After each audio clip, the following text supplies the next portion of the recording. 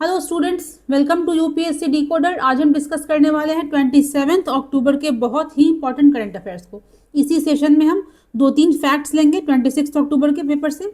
Topics देखते हैं। पहले फर्स्ट टॉपिक हमारा है आज का, IUCN ने फ्लैग किया है, चिंता जताई है, सिग्निफिकेंट कंसर्न रेज किया है रिगार्डिंग वेस्टर्न घाट सुंदरबंस। क्यों?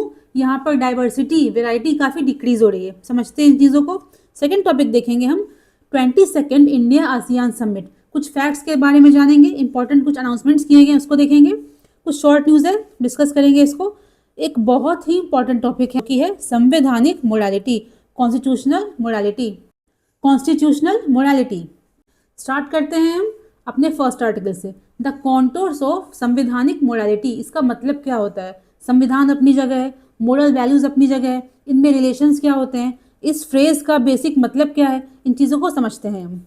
इसका बेसिक मीनिंग कहता है adherence to code interpretations principles values of constitution, not just literal meaning of words. इसको समझते हैं एग्जाम्पल्स हैं हम जानते हैं कि 42nd अमेंडमेंट एक्ट से पहले सोशलिस्ट एंड सेकुलर हमारे प्रियम्बल में एडेड नहीं थे, लेकिन इसका मतलब ये कभी नहीं था कि हम सेकुलर नहीं थे। हमारा संविधान 42nd अमेंडमेंट के बाद ही सेकुलर हुआ है, ये कहना गलत होगा। इस फ्रेज का मतलब क्या है? अपने आप को संविधान के शाब्दिक अर्थ तक, लिटरल मीनिंग तक सीमित नहीं रखना है, इसको एक्सपैंड करना है कि कोर में क्या है, कि इसका उद्देश्य क्या है।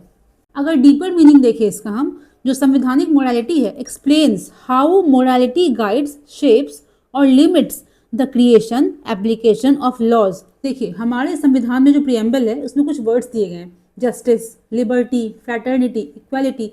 तो ये लिमिट करता है, ये कुछ मोरल वैल्यूज़ हैं, कुछ कह सकते हैं फिलोसफीज़ हैं जो कि बताते हैं आप संविधान बनाओ, लॉज बनाओ, बट आपको इसी दायरे में काम करना है।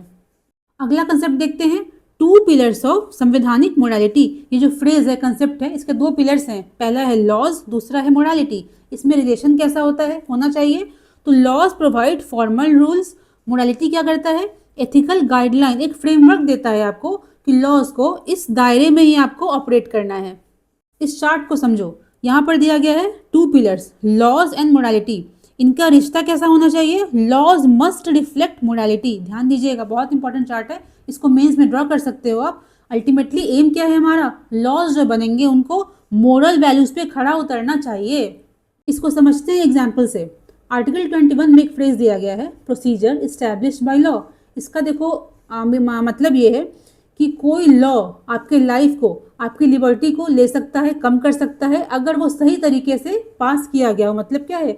लॉ के पासिंग का प्रोसीजर अगर सही है तो वो लॉ सही है, ऐसा कहा गया आर्टिकल 21 में। बट सुप्रीम कोर्ट ने क्या कहा मेनका गांधी केस में कि नहीं, अगर आर्टिकल 21 की बात है तो वहां पर इम्प्लाइड रूप से है ड्यू प्रोसेस ऑफ लॉ। मतलब इसका किसी प्रोसीजर को सही होने से नहीं चलेगा, लॉ भी खुद में फेयर होना चाहिए, रीजनेबल होना चाहिए। यहाँ पर हम कह सकते हैं कंसेप्ट ऑफ दिस मोरालिटी को सुप्रीम कोर्ट ने अप्लाई किया। ध्यान दीजिएगा इस ब्लॉक पर क्या कहता है, द पैराडॉक्स। इसका मतलब है कि हमेशा ज़रूरी नहीं है कि there is direct relation between laws and morality. काफ़ी कॉम्प्लिकेटेड रिलेशन होता है। क्या कहता है? समटाइम्स, ध्यान दीजिएगा, sometimes law leads morality. Example देता है, अबॉलिश करना अनटचेबिलिटी। क्या कहता है? कभी कभी क्या होता है, जो मोरालिटी है उसके द्वारा लॉज को हम ठीक करते हैं। हमने क्या किया? आर्टिकल 17 की बात करता है, रिमूवल ऑफ अनटचेबिलिटी, ठीक है। सेकंड कहता है और लॉ फॉलोज इट। एग्जाम्पल क्या लिया है? तो slow recognition of gender equality. इसका मतलब इतना सा है कि कभी कभी क्या होता है, जो समाज में नॉर्म्स बने हुए हैं, ठीक है, जो ट्रेडिशंस बने हुए हैं, लॉ क्या करता है? उसको फॉलो करना स्टार्ट कर देता है, उसको ठीक नहीं करता है। दिक्कत कहाँ पर आती है? लॉज की बात करें, मोरल वैल्यूज की बात करें, कोर में क्या है? ह्यूमन बींग्स, हम ही डिसाइड करते हैं कौन सा लॉ सही है, हमारे नॉर्म्स क्या होने चाहिए, मोरल वैल्यूज़ क्या सही होने चाहिए। तो ज़रूरी नहीं है कि मोरल वैल्यूज, सोशल नॉर्म्स हमेशा आपको सही रास्ता दिखाए। देखो हम जानते हैं कि अभी तक समाज में क्या नॉर्म बने हुए हैं, क्या प्रचलन है, मेल फीमेल्स कभी इक्वल नहीं हो सकते हैं। तो लॉज ने क्या किया? उसको फॉलो किया। मतलब काफ़ी टाइम लग गया सही रास्ते तक पहुँचते पहुँचते। एग्जाम्पल देखेंगे इसका हम। आप जानते हो फीमेल को प्रॉपर्टी राइट में हिस्सा मिलना कब आया है? इसको 2005 में अमेंडमेंट के थ्रू लाया गया। अदर बहुत सारी चीज़ें, सती प्रथा है, चाइल्ड मैरिज है, विडोरी मैरिज, मतलब बहुत चीज़ें ऐसी हैं जो धीरे धीरे करते करते ठीक हुई हैं। देखो द चैलेंज क्या है यहाँ पर? टू इंश्योर करना, laws remain just, representative of fundamental ethical imperatives. सबसे बड़ा चैलेंज क्या है?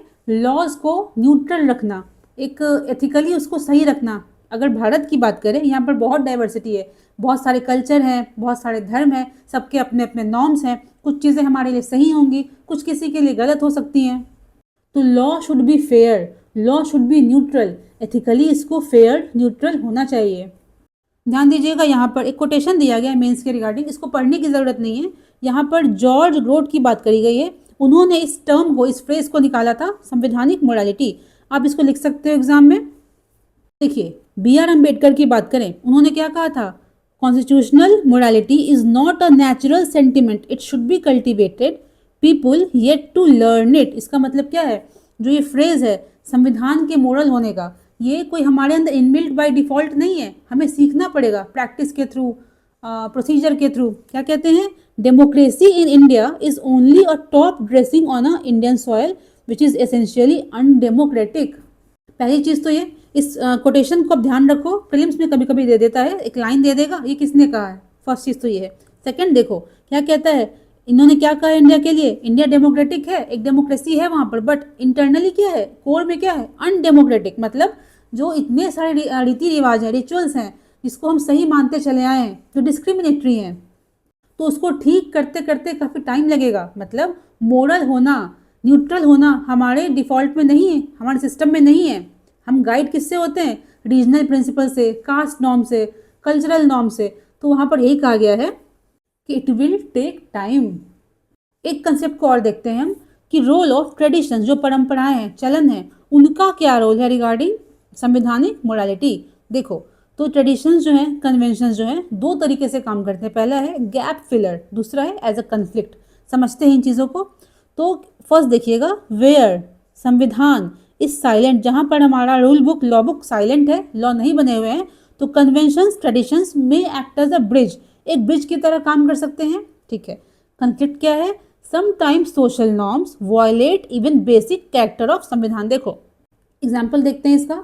अगर हम कन्फ्लिक्ट की बात करें, सबरीमाला अयप्पा केस, आप जानते हो इसमें नॉर्म क्या था, सोशल नॉर्म क्या था? वहाँ पर जो मेंस्ट्रुएटिंग वुमेन है 10 से 50 साल की, उनको उस टेम्पल में एंट्री नहीं थी।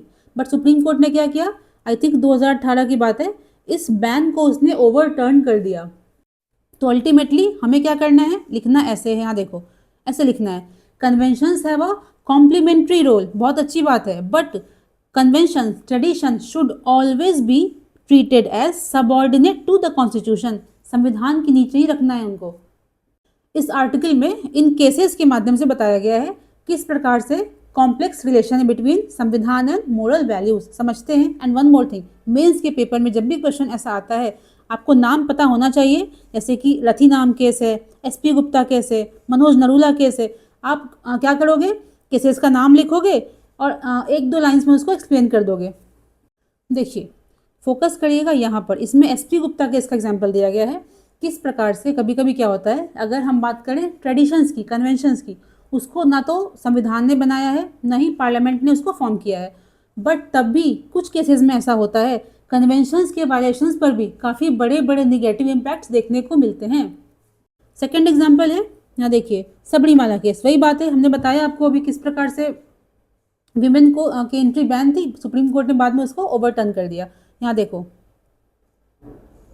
फोकस करो यहाँ पे, Manoj Narula versus India case discussion किया गया यहाँ कि क्या क्रिमिनल बैकग्राउंड पीपल को हम मिनिस्टर्स अपॉइंट कर सकते हैं। सुप्रीम कोर्ट ने क्या कहा? संविधान में ऐसा कुछ क्लियरली, मतलब लिटरली मेंशन तो नहीं किया गया, लेकिन आपका मोरल ऑब्लिगेशन भी कुछ तो है, एक जिम्मेदारी है, एक मन में आपको पता है कि ये गलत लोग हैं।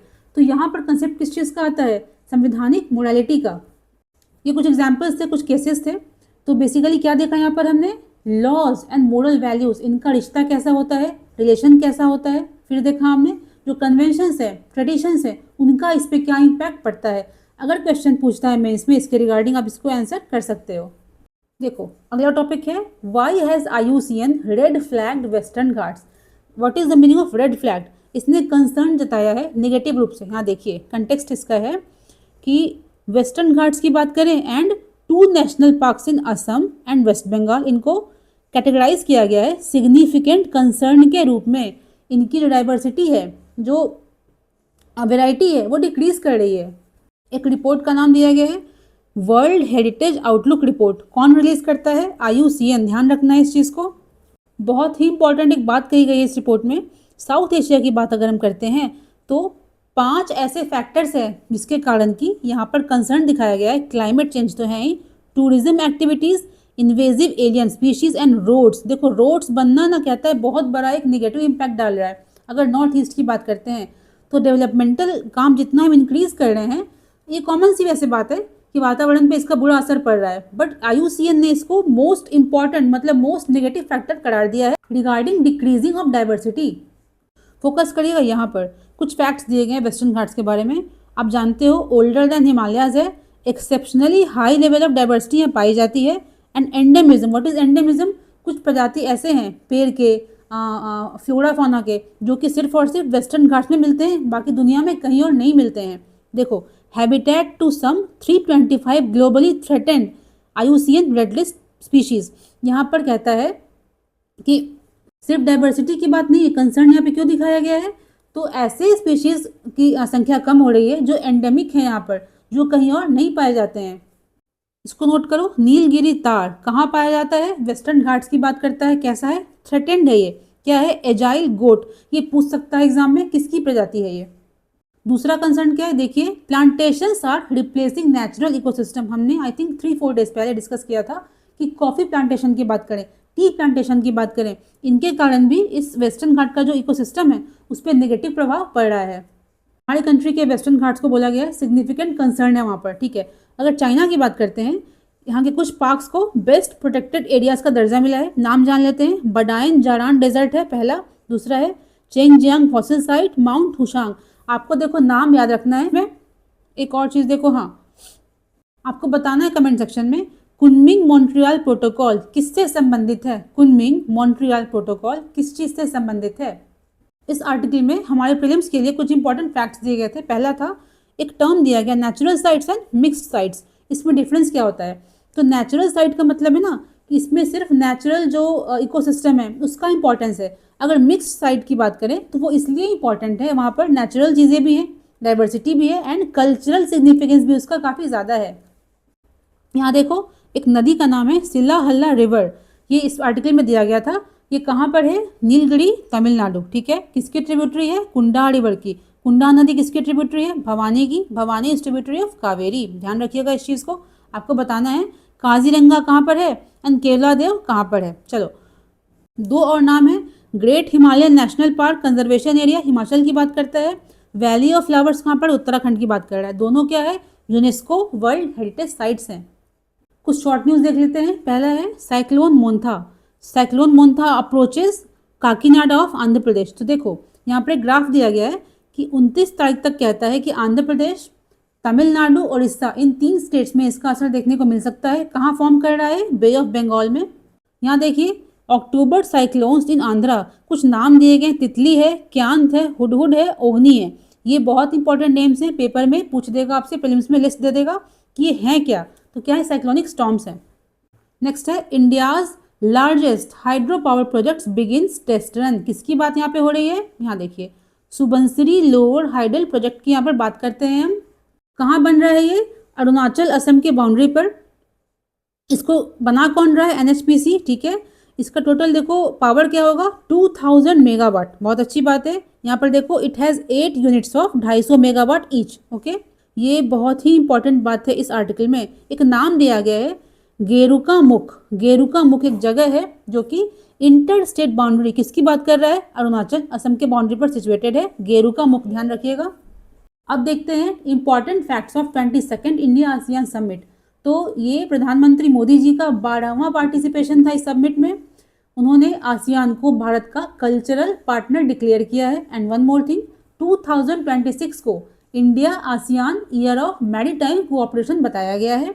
एंड 2 फैक्ट्स ध्यान रखिएगा। पहला, हमारे जो कॉम्प्रिहेंसिव स्ट्रैटेजिक पार्टनरशिप है विद आसियान कंट्रीज उसको ये इन्हांस करता है। सेकंड, इंडिया की एक्ट ईस्ट पॉलिसी है उसके इन्हांसमेंट में, उसके इंगेजमेंट में ये हेल्प करता है। What is act east policy? इसको देखो 2014 में मोदी जी ने लुक ईस्ट पॉलिसी से चेंज कर दिया था एक्ट ईस्ट पॉलिसीज का नाम। तो इसमें हम बेसिकली क्या करते हैं, ईस्ट एशियन कंट्रीज़ हैं, साउथ ईस्ट एशियन कंट्रीज़ हैं, उनके साथ डिप्लोमेटिक, इकोनॉमिक, डिफेंस टाइज को इंक्रीज करना एंड इस एक्ट ईस्ट पॉलिसी को सक्सेसफुल बनाने के लिए जो इंडिया के नॉर्थ ईस्टर्न स्टेट्स हैं उनके डेवलपमेंट की ज़रूरत है। क्यों? Because north eastern states are gateway to the East Asian countries, South East Asian countries. आगे देखते हैं अब हम कुछ other important prelims facts. Term discuss किया गया है इस पूरे समिट में, HADR, इसका मतलब होता है humanitarian assistance and disaster relief. Simple सा कंसेप्ट है, पूछ सकता है एग्जाम में। एंड देखो वेन्यू क्या था इसका, कोलमपुर मलेशिया, बट पूछेगा अगर कि कंट्री कोऑर्डिनेटर कौन था इसका, फिलीपींस। इस साल की थीम क्या है, इंक्लूसिविटी एंड सस्टेनेबिलिटी। अब देखते हैं इंपॉर्टेंट कुछ अनाउंसमेंट जो की गई हैं। फर्स्ट है, प्रपोज किया गया है यहाँ पर establishment of centre for south East Asian studies, कहाँ पर, नालंदा विश्वविद्यालय में। सेकंड अनाउंसमेंट है, east Asia summit maritime heritage festival, कहाँ पे मनाया जाएगा, लोथल, गुजरात की बात हो रही है। थर्ड देखिए, सपोर्टिंग ऑनगोइंग कोऑपरेशन एजुकेशन में, एनर्जी में, साइंस टेक वगैरह में। सिंपल सी बात यहाँ पे की गई है, जो हमारी ऑनगोइंग कोऑपरेशन है स्पेशली बात करता है rare earth and critical minerals. देखो आप जानते हो कि चाइना जो है दुनिया का सबसे बड़ा पावर बन चुका है regarding critical minerals and rare earth minerals. तो इसके रिगार्डिंग उसने कुछ रेस्ट्रिक्शंस को इंक्रीज कर दिया, जिससे कि उसका एक्सपोर्ट, चाइना क्या करेगा, एक्सपोर्ट में कमी लाएगा इन मटेरियल्स के। तो आसियान कंट्रीज ने क्या बोला है, आपस में हम इसके रिगार्डिंग कोऑपरेशन को इन्हांस करेंगे। ये देखा था हमने, designation of next year as India ASEAN maritime cooperation for partnership in blue economy. What is the meaning of blue economy? Sustainable use of ocean water bodies for our own growth and development. एक और news है, और fact है इसके regarding, Timor Leste joins ASEAN. ये 11th member बन चुका है इस ग्रुपिंग का। इसको हम ईस्ट तिमोर भी कहते हैं, इस कंट्री का नाम ईस्ट तिमोर भी है। कुछ फैक्ट्स देखते हैं इसके बारे में। पॉपुलेशन कितनी है इसकी, अप्रॉक्सीमेटली 1.4 मिलियन। देखो बहुत ही पुअर कंट्री है ये, आपको इस पैराग्राफ में दिखेगा कि अप्रॉक्सीमेटली 2/3 जो इसकी जनसंख्या है वो युवा है, लेकिन 42% कहता है कि पॉवर्टी लाइन के बिलो रहते हैं। इसका मेजर रेवेन्यू का सोर्स क्या है, ऑयल एंड गैस इंडस्ट्री। ये भी धीरे धीरे डिप्लीट कर रहा है। देखो पुअर कंट्री है विथ यंग डेमोग्राफी। ये कुछ इंपॉर्टेंट फ्रेजेस हैं, ये पूछ सकते हैं फिल्म्स में। वन मोर थिंग, इसके जो करेंट प्रेसिडेंट है जोसे रामोस, इनको 1996 में नोबेल पीस प्राइज दिया गया। एक और फैक्ट है इसका, फ्रेज है, रिपीटेड कॉलोनाइजेशन। इसका मतलब क्या है, फर्स्ट टाइम इसको पोर्चुगीज ने कॉलोनी बनाया, सेकंड टाइम इंडोनेशिया ने। तो हाल ही में 2002 में ये फुल्ली इंडिपेंडेंट हुआ है, इसलिए इसको यंगेस्ट कंट्री ऑफ एशिया भी कहते हैं। कुछ ज्योग्राफी के रिगार्डिंग फैक्ट्स देखेंगे हम, तो shares island of Timor with West Timor. देखो अगर हम बात करें, ये तिमोर लेस्टे है ना, ध्यान दीजिएगा मैप पे, ये वेस्ट तिमोर है, ये पार्ट है इंडोनेशिया का, ये एक सोवरेन कंट्री है। ओके, यहाँ पे मोस्टली माउंटेन्स, मतलब इसका टेरेन कैसा है, पहाड़ी इलाका है ये। एक नाम दिया गया है रामेलो माउंटेन रेंज, ये यहाँ पर लाई करता है। हाईएस्ट पॉइंट क्या है, हाईएस्ट माउंटेन कौन सा यहाँ का है, फोहो टाटा माइलू, इसका नाम ध्यान रखिएगा। यहाँ पर डीप गॉर्जेस, नदियाँ कैसी हैं, यंग हैं, काफ़ी sharp and deep gorges create करती हैं। इंपॉर्टेंट रिवर्स हैं, लाखला है, लाइज है, सेकल है। कैपिटल क्या है इसकी, दिल्ली, करेंसी US डॉलर। यहाँ देखिए युग युगीन भारत म्यूजियम, कुछ फैक्ट्स जानेंगे इसके बारे में, पूछ सकता है पेपर में। फोकस करिएगा यहाँ पर, ये टिप टू, मतलब अगर बन जाता है कंप्लीशन के बाद, ये दुनिया का सबसे बड़ा म्यूजियम हो जाएगा। Part of central Vista project इसका पार्ट है। यहाँ देखो ध्यान दीजिएगा, इस पूरे पैराग्राफ पर कहता है इसका थीम क्या होने वाला है, तो 5000 years of Indian civilisation. Okay, इसमें बहुत इंपॉर्टेंट बात है, देखो टेराकोटा आवर ग्लास क्या है, टेराकोटा मिट्टी का जो बनता है टेराकोटा आवर ग्लास, कहाँ बना था ये, कालीबंगन में। बहुत इंपॉर्टेंट फैक्ट है, बुक्स में नहीं मिलता है। कब से कब तक की बात करता है, 2500 से 1700 BC की बात करता है। तो टेराकोटा आवर ग्लास कहाँ से मिला था, कहाँ बनाया गया था, कालीबंगन में। देखो ये जो आर्टिकल है, tracking rescue detection which dogs are best suited for security forces, आपको PDF पूरी मिल जाएगी इस पूरे लेक्चर की, आपको खुद से पढ़ना है ये। इसमें देखो कुछ डॉग ब्रीड्स के नाम दिए गए हैं, पूछ सकता है पेपर में। हमने कल भी डिस्कस किया था इसको, 2 ब्रीड्स के बारे में, Rampur hounds and Mudhol hounds. Context क्या था उसका, तो 150th एनिवर्सरी मनाई जाने वाली है सरदार पटेल साहब की। उसमें जो ये 2 ब्रीड्स हैं, Mudhol hounds and Rampur hounds, dog breeds हैं, इनको वहाँ पर मार्च कराया जाएगा, इनके स्किल्स का प्रदर्शन किया जाएगा। ये बेसिकली मिलिट्री मार्चिंग डॉग्स होते हैं। कुछ नेम्स देखते हैं, Belgian Malinois, German shepherd, Labrador, blood hound, ये सभी क्या हैं? मिलिट्री डॉग्स हैं। रामपुर हाउंड्स के बारे में, मुधोल हाउंड्स के बारे में बहुत इंपॉर्टेंट फैक्ट्स दिए गए, आप देख लेना पीडीएफ में। इसको डिस्कशन करने वाली कोई बात नहीं है यहाँ पर, आगे बढ़ते हैं। देखो, हमने अभी इस लेक्चर में इंडिया आसियान समिट के बारे में सिर्फ फैक्चुअल डिस्कशंस किए हैं जो प्रीलिम्स के लिए इंपॉर्टेंट है। इसका जो मेंस का डिस्कशन होगा वो नेक्स्ट लेक्चर में होगा, उसमें देखेंगे हम स्ट्रैटेजिकली, जियोपॉलिटिकली इंडिया के लिए आसियान जो कंट्रीज़ हैं वो इंपॉर्टेंट क्यों हैं।